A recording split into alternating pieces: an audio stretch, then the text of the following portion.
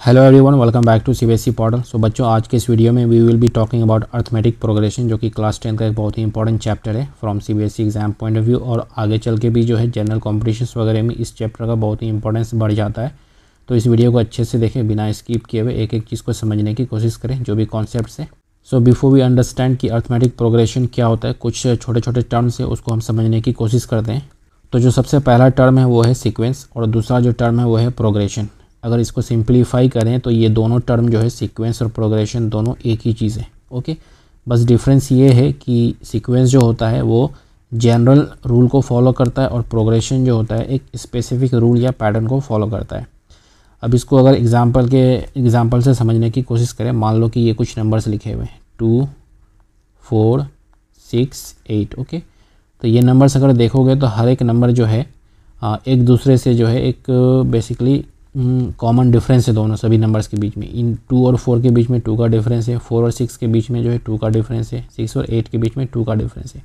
अभी मैं arithmetic progression के बारे में बात नहीं कर रहा हूँ। अगर आपको अर्थमेटिक प्रोग्रेशन पता है तो वो बाद की बात है, लेकिन एक जनरल हम बात कर रहे हैं कि इस तरीके से अगर नंबर्स आपको दिए हुए हैं तो ये बेसिकली नंबर्स जो है सीक्वेंस में कहलाएंगे, क्योंकि एक रूल को बेसिकली ये क्या कर रहा है, फॉलो कर रहा है। मान लो कि एक रूल आपके पास कुछ इस तरीके का है कि Tn equals to 2n square. ठीक है, तो अगर इससे जो हम बहुत सारे नंबर्स पाने की कोशिश करें, मान लो कि इसमें जो है पहला टर्म है 2 × 1 का स्क्वायर यानी 2 हो जाएगा, और दूसरा टर्म यानी T2। अच्छा, एक चीज़ और, सीक्वेंस में ये जितने भी नंबर्स होते हैं इनको हम क्या बोलते हैं, टर्म बोलते हैं। ठीक है, जैसे ये 2 जो है ये पहला टर्म है, ये सेकेंड टर्म है, ये थर्ड टर्म। और इसको लिखने का तरीका कुछ इस तरीके से, यानी अगर फर्स्ट टर्म है तो T1 करके लिखते हैं, सेकेंड टर्म है तो T2 करके लिखते हैं। ठीक है, तो वही चीज़ मैं यहाँ पे लिख रहा हूँ। तो सेकेंड टर्म यहाँ पे क्या हो जाएगा, 2 × 2 स्क्वायर दैट इज़ 4।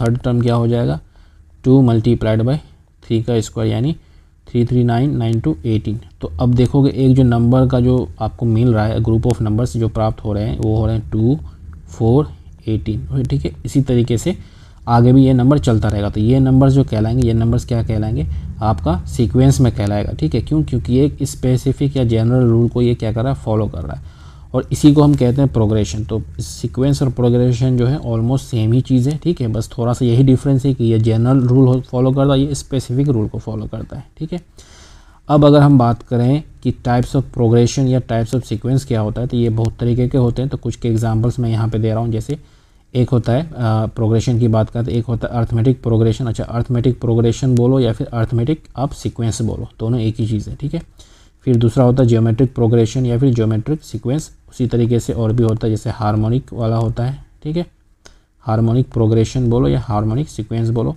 फिर उसका होता है फिबोनाची वाला होता है। ठीक है, इस तरीके से बहुत सारे होते हैं, लेकिन हमारा जो फोकस रहेगा वो रहेगा किस पे, वो रहेगा हमारा फोकस अर्थमेटिक प्रोग्रेशन में। तो इस चैप्टर में हम पढ़ाई किसके बारे में करेंगे, अर्थमेटिक प्रोग्रेशन के बारे में करेंगे। ठीक है, तो चलो स्टार्ट करते हैं कि अर्थमेटिक प्रोग्रेशन क्या होता है।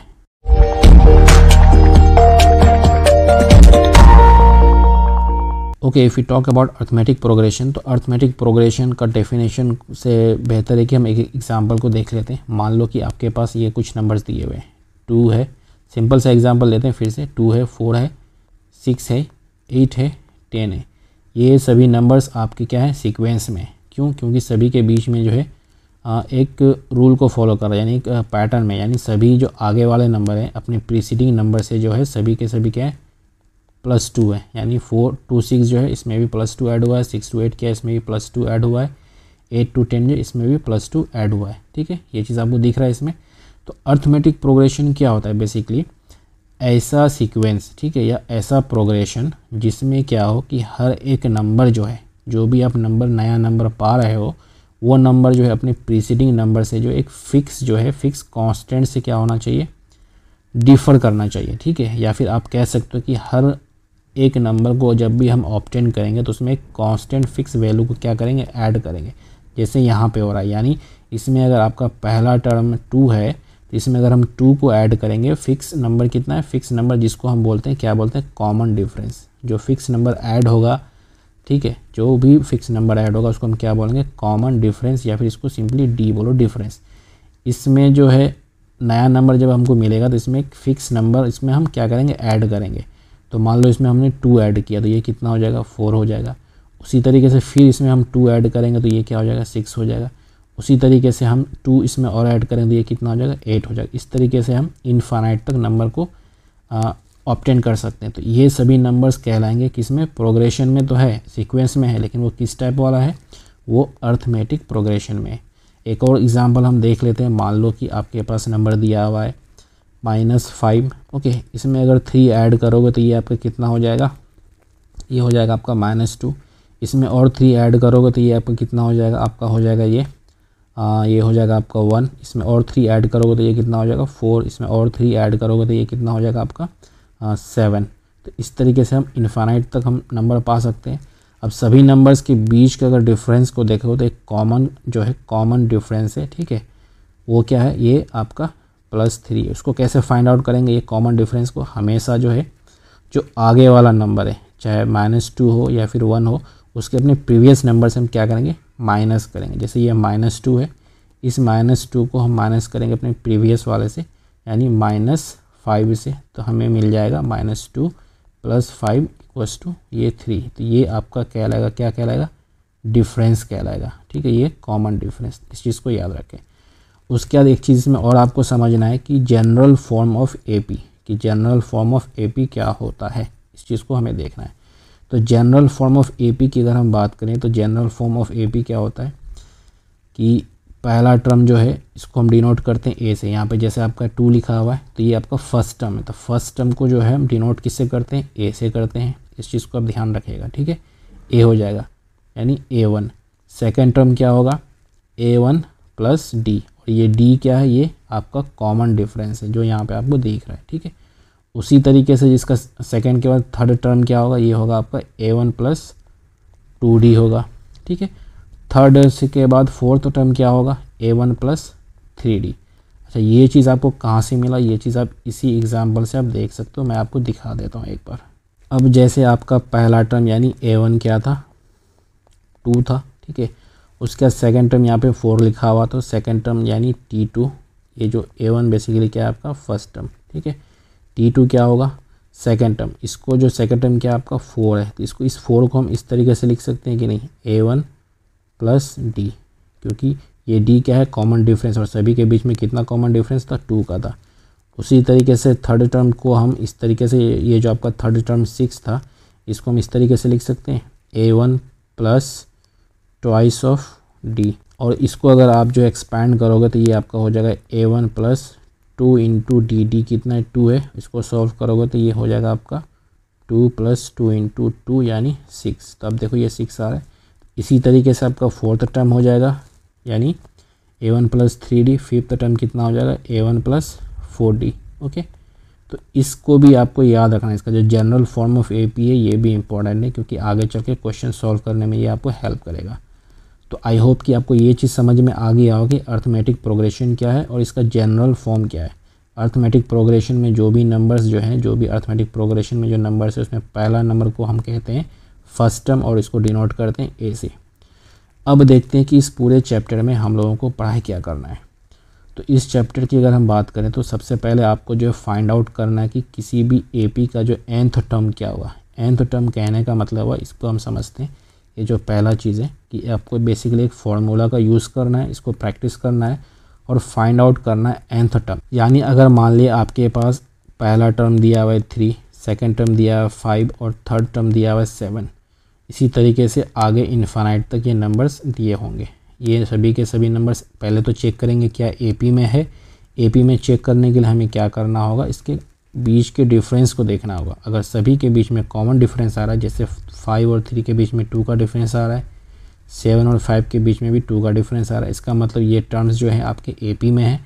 अब आपको बेसिकली यहाँ पे बेसिकली निकालना है कि फाइंड दी nth टर्म। nth टर्म का मतलब कि मान लो कि ये जो है इनफाइनाइट तक है, ये तो पहला टर्म हो गया, ये आपका सेकेंड टर्म हो गया और ये वाला जो है आपका थर्ड टर्म हो गया। और आपसे पूछ दे कि फाइंड कीजिए इसका 10th टर्म को, कितना को, जो 10th टर्म है यानी n = 10, ठीक है। 10th टर्म को फाइंड आउट कीजिए। तो कैसे फाइंड आउट कीजिएगा, तो इसके लिए आपके पास एक फार्मूला है, उस फार्मूला को आपको देखो। तो मैं नेक्स्ट पेज में आपको बता देता हूँ।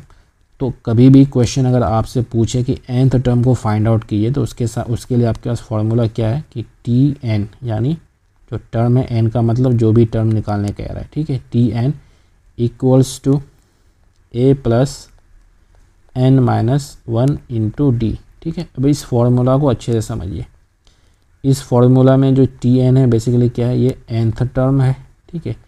ए जो है ए आपका फर्स्ट टर्म, ए पी का फर्स्ट टर्म है।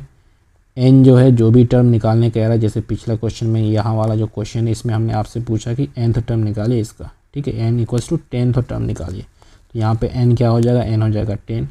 और तो डी क्या है, जो भी नंबर्स ए पी में, जैसे ये वाले नंबर्स आपके ए पी में थे, इनके बीच का डिफरेंस क्या था, कॉमन 2 था, तो ये आपका डिफरेंस क्या है, 2 हो गया, ठीक है।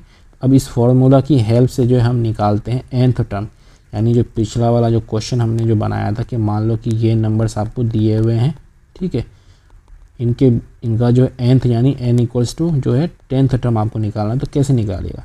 तो इसको निकालने का तरीका है कि t का बेस 10 इक्वल्स टू इस फॉर्मूला में आप पुट करो a प्लस n माइनस 1, तो n कितना है आपका, यहाँ पे n है आपका 10 माइनस 1, और d कितना, यानी कॉमन डिफरेंस, इनके बीच का डिफरेंस कितना है, 2 है, तो ये हो जाएगा 2। इसको सॉल्व करोगे तो a की जगह आप पुट करो कितना, 3 हो जाएगा फर्स्ट टर्म, प्लस 10 माइनस 1 कितना होता है, 9 इंटू 2, ठीक है।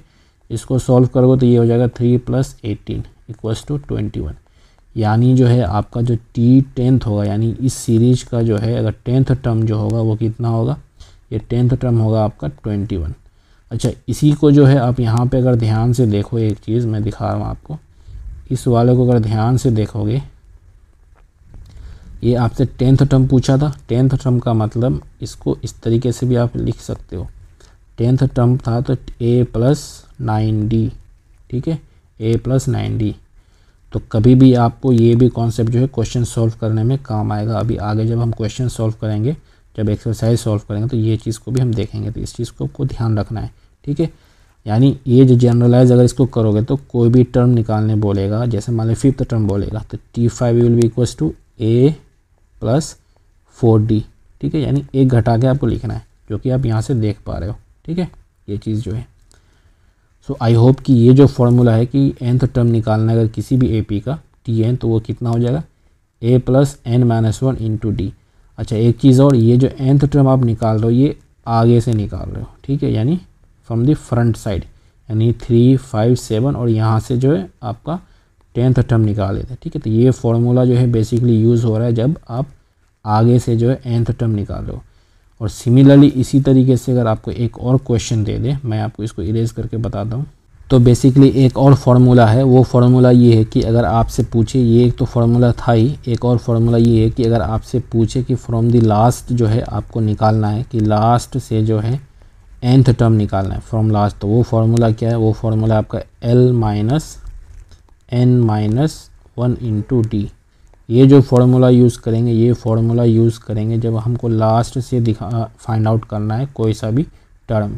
फॉर एग्जांपल, एक एग्जांपल को सॉल्व करते हैं। मान लो कि आपके पास ये एक सीरीज़ दिया हुआ है AP का, मान लीजिए इसमें पहला 10 है, ठीक है, सेकंड नंबर जो है आपका 7 है, 4 है, और इस तरीके से माइनस 62 है, ठीक है। अब आपसे ये सवाल पूछ रहा है कि इसका 11th टर्म क्या होगा, यानी n equals to 11 from the back side, यानी फ्रॉम दी एंड साइड, ठीक है। यहाँ फ्रंट से नहीं पूछ रहा है, ये आपको बैक साइड से पूछ रहा है। तो बैक साइड से जब भी पूछेगा तो लास्ट टर्म आपको दिया हुआ होना चाहिए, यानी इस AP का बेसिकली लास्ट टर्म क्या है, -62।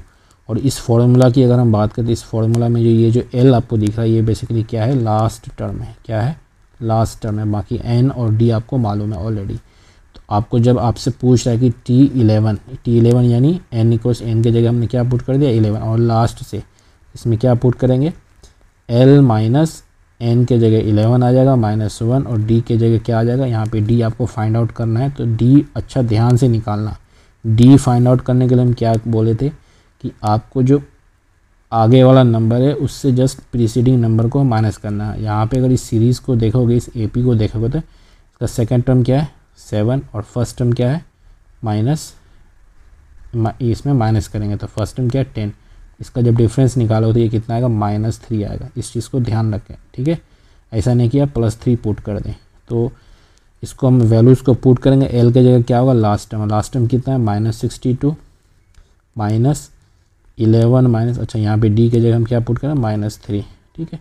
11 माइनस 1 कितना हो जाएगा, ये 10 हो जाएगा, इंटू -3। इसको सॉल्व करोगे तो ये हो जाएगा -62, और इसको मल्टीप्लाई करेंगे तो ये आपका हो जाएगा +30। ओके, इसको फर्दर सॉल्व करो तो ये हो जाएगा -32। तो यानी जो आपका जो लास्ट से जो है 11th टर्म है वो कितना होगा, वो हो जाएगा आपका -32, ठीक है। तो आपके पास जो है nth टर्म जब भी आपसे पूछे तो ध्यान रखना कि आपसे ये nth term from the front side पूछ रहा है या फ्रॉम दी एंड साइड पूछ रहा है, एंड साइड है, ठीक है। इस चीज़ को ध्यान रखना है। तो ये दो फार्मूला, इस दो फार्मूला को अब याद रखिएगा, ठीक है, कि Tn = a + n-1 into D और Tn = l - n-1 into D. Okay, अब जो हमारा दूसरा चीज़ है यहाँ पे जो हमको पढ़ना है वो पढ़ना है कि, अच्छा ये तो हमने आपको बता दिया कि formula to find the nth term of an AP from the end, ये तो आपको बता दिए, ठीक है। अब जो है तीसरा चीज़ है कि arithmetic mean between two numbers, यानी आपके पास ये सिंपल सा है, मान लो कि आपके पास ये दो नंबर आपको दिए हुए हैं, आपको दिया हुआ है मान लो एक 8 दिया हुआ है और एक कोई सा भी नंबर मान लो आपको 20 दिया हुआ है, इसका अर्थमेटिक मीन निकालना है। तो इसके लिए सिंपल क्या करना है, इस दोनों नंबर को ऐड करना है, यानी AM will be equals to sum of both numbers, यानी 20 + 8 / 2, ये कितना हो जाएगा आपका 28 / 2 = 14। तो ये इजी है, इसको अब आप सॉल्व कर लोगे आराम से। Now the fourth thing that we have to study in this chapter is formula to find the sum of n terms of an AP, ठीक है। यानी अब ये जो नंबर्स मान लो कि 3, 5, 7 जो लिखे हुए हैं, इनका आपको बेसिकली क्या करना, फाइंड आउट करना है, इसका सम निकालना है। यानी जो AP में नंबर्स है मान लिए 3 + 5 + 7 प्लस इस तरीके से आपको नंबर दिए हुए होंगे, इसका बेसिकली सम निकालना है। तो सम कितना होगा, तो उसके लिए आपके पास दो फार्मूला है, उस फार्मूला को हम देख लेते हैं। जिसमें जो पहला फार्मूला है, सम जब भी निकालना हो तो इसके लिए फार्मूला है n/2 2a + n-1 into D. तो ये एक फार्मूला है। दूसरा फार्मूला है जब आपके पास लास्ट वाला जो AP का लास्ट नंबर दिया हुआ, यानी n = n/2 a + l, ठीक है, ये l है, l का मतलब लास्ट टर्म। तो ये दो फार्मूला, इस दोनों फार्मूला को आपको याद करना है और इस दोनों फार्मूला का यूज़ करके जो है आपको क्या करना है, AP का बेसिकली सम निकालना। फॉर एग्जांपल मैं आपको एक एग्जांपल दे देता हूँ। पहला नंबर जिसमें जो पहला टर्म क्या है 5 है, उसके बाद 8 है, उसके बाद 11 है, 14 है, और इस तरीके से इनफाइनाइट नंबर्स दिए हुए। अब आपसे सवाल पूछ रहा है कि फाइंड दी सम, ठीक है, क्या पूछ रहा है कि find the sum of first 10 terms, ठीक है, कितना, पहला 10 टर्म का बेसिकली आपको सम निकालना है। तो इसमें जो सबसे पहला चीज़ आपको पता चल गया, इस फॉर्मूला में अगर देखोगे n, तो n आपको मालूम चल गया, n कितना है आपका 10 हो गया, ठीक है। उसके बाद इस वाले AP की बात करें तो इसमें ये जो 5 है, ये क्या आपका पहला टर्म, यानी a = 5 हो गया, ठीक है। उसके बाद यहाँ पे जो d है, फॉर्मूला में d है, तो इनके d की अगर हम बात करें तो सभी के बीच में कॉमन डिफरेंस कितना आ रहा है, 3 का आ रहा है, ठीक है। तो d = 3 हो गया, ठीक है। इन सभी वैल्यूज़ को क्या करो, आप फार्मूला में पुट कर दो, इस वाले फार्मूला में। अच्छा, इस फार्मूला की अगर हम बात करें तो ये फार्मूला हम नहीं लगा सकते इस वाले क्वेश्चन में, क्योंकि हमें लास्ट टर्म नहीं मालूम है, ठीक है। तो इस फार्मूला में अगर आप पुट करोगे तो Sn = n/2 2a + n-1 into D, ये फार्मूला है। तो n का वैल्यू आपका 10 है, तो 10/2 हो गया, ये आप यहाँ पे 2 × 5 + 10 - 1 इंटू डी कितना है, 3 है। तो इसको सॉल्व करो, इसको सॉल्व करोगे तो ये हो जाएगा आपका 5, ठीक है, 10 + 9 इंटू 3। इसको फर्दर सॉल्व अगर हम करेंगे तो ये हो जाएगा आपका 5 × 9 3 27, 27 + 10 कितना हो गया 37। इसको अगर आप सॉल्व करोगे तो ये आपका हो जाएगा 7 5 35, 3 कैरी, 3 5 15, 15 3 18, यानी 185 आपका हो जाएगा। तो यानी सम ऑफ फर्स्ट 10 टर्म्स कितना हो जाएगा, 185 हो जाएगा आपका, ठीक है। अब हम देखते हैं इस वाले जो ये जो फॉर्मूला, इसको अप्लाई करने की कोशिश करते हैं नेक्स्ट क्वेश्चन में। तो मान लो कि आपके पास जो AP दिया है वो AP दिया है, पहला टर्म इसमें 25 है, दूसरा टर्म है आपका 28 है, उसके बाद 31 है, इस तरीके से 100 तक आपका एक AP दिया हुआ है, ठीक है। अब इस क्वेश्चन में अगर ध्यान से देखोगे तो यहाँ पे लास्ट टर्म आपको दिया हुआ है, तो यानी आपको बेसिकली सवाल पूछ रहा है इन नंबर्स का जो है आपको क्या करना है, फाइंड आउट, सम को फाइंड आउट करना है, ठीक है। ये टोटल कितने टर्म्स है हमें नहीं मालूम है, यानी n आपको नहीं पता है, तो हम इस क्वेश्चन को सॉल्व करने के लिए सबसे पहले क्या फाइंड आउट करेंगे, एन को फाइंड आउट करेंगे कि एन मेरा इंपॉर्टेंट है यहाँ पे, ठीक है। तो एन को कैसे फाइंड आउट करेंगे, एन को फाइंड आउट करने के लिए हम क्या करेंगे कि ये वाला चीज़ अगर आप देखोगे यहाँ पे, ये जो टर्म है ये कितना nth टर्म है, वो n कितना हमें नहीं मालूम, ये मान ली टी एन इक्वल्स टू क्या हो जाएगा a plus n minus 1 into D, ठीक है। ये हम अप्लाई कर देंगे। और ये जो nth टर्म वो कितना, nth टर्म आपका जो है ये 100 है, ठीक है। और a जो है ये आपका फर्स्ट टर्म है, तो इस 25 और यहाँ पे आपका फर्स्ट टर्म क्या है इस सीरीज़ में, ये 25 है, प्लस n आपको मालूम नहीं है n माइनस 1। और d का बात करें तो d बेसिकली क्या है, कॉमन डिफरेंस, और कॉमन डिफरेंस कितना है 28 माइनस 25 3, ठीक है। तो इसको फर्दर अगर आप सॉल्व करोगे तो ये कितना हो जाएगा, 100 will be equals to 25 plus 3n minus 3, ठीक है। इसको सॉल्व करोगे तो ये हो जाएगा आपका 75 plus 3 equals to 3n, okay. अब इसको हम फर्दर सॉल्व करेंगे तो ये हो जाएगा 78 इक्वल्स टू 3n, और n will be equals to 3 2 जा 6 3 6 जा 18, यानी n जो है यानी टोटल टर्म्स जो है इसमें कितना है 26 है। अब आपको फाइंड करना है इन सभी 26 टर्म्स का क्या करना है, सम निकालना है। तो आप सिंपल आपका जो फॉर्मूला है कि एस एन इक्वल्स टू क्या होता है n/2 a प्लस एल, या n आपको मालूम चल गया वो कितना है 26, तो 26 डिवाइडेड बाई 2, और a कितना फर्स्ट टर्म, और फर्स्ट टर्म कितना है इसमें 25 है, 25 प्लस l क्या है आपका, l है आपका लास्ट टर्म, तो लास्ट टर्म यानी 100 इसमें ऐड कर दो तो ये हो जाएगा आपका 26 इंटू 125/2। इसको सॉल्व करोगे तो ये हो जाएगा 13 इंटू 125, और इसको आप फर्दर सॉल्व करोगे तो ये हो जाएगा आपका 3 5 65 65 3 3, ये हो जाएगा आपका 25 3 3 16, यानी 1625, ओके। तो इस तरीके से हमने सीखा कि इस वाले फार्मूला को कैसे अप्लाई करना है और इस वाले फार्मूला को कैसे अप्लाई करना है जब भी हमको एपी का सम निकालना हो, एन टर्म्स का सम निकालना हो। अब हम बात करते हैं, अब जो टॉपिक बच गया वो है वर्ड वाले प्रॉब्लम्स, यानी अब जो है इस चैप्टर में आपको कुछ प्रॉब्लम्स दिए होंगे, जो वर्ड वाले प्रॉब्लम होंगे उसको हम सॉल्व करेंगे जब हम एक्सरसाइज सॉल्व करेंगे। सो आई होप गाइस कि ये वीडियो जो है आपको अच्छा लगा होगा, समझ में आया होगा। अगर कहीं कोई दिक्कत हो रही है तो don't forget to comment in the comment box, और वीडियो अच्छा लगा तो लाइक कीजिए, शेयर कीजिए, and don't forget to subscribe CBSE portal. Thank you.